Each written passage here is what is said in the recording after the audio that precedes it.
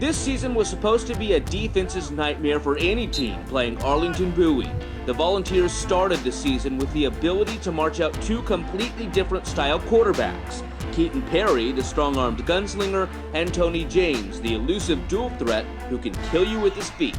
I was really excited, especially since last year in the season on such a high note, knowing that we had such a potent offense last year, and coming the season knowing that I was going to be back and he did what he did last year. I was expecting, really high offensive numbers for us, and I was expecting, defenses to struggle. Then in week 2 against Mesquite, Keaton heard the sound that has haunted him for the last 2 years, the sound of his ACL tearing, the same sound he heard his sophomore year and again his junior year.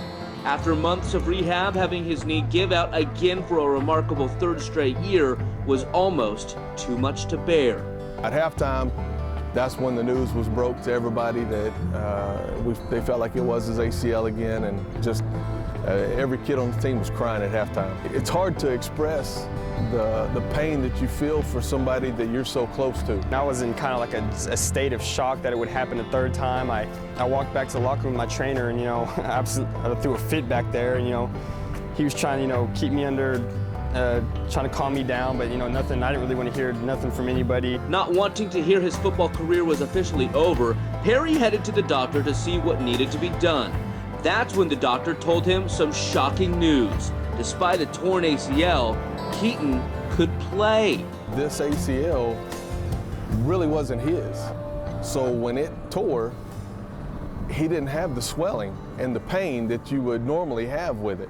Armed with a knee brace, Perry headed back onto the field just 3 weeks later to see what he could do.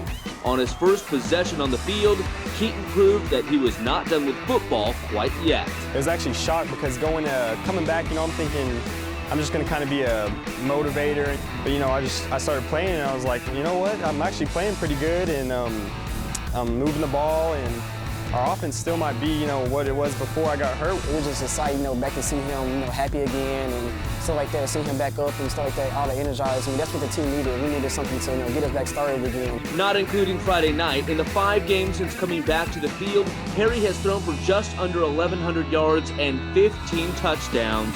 The Volunteers have won all of those games and are expecting a long playoff run. Keaton Perry has turned a sour situation into a sweet one. There's another side to it. Now when a kid gets hurt, he doesn't lay there. He gets up because there's an example in front of him every single day in practice. I told Keaton the other day, I said, they're gonna write a story about you. You're gonna be a legend here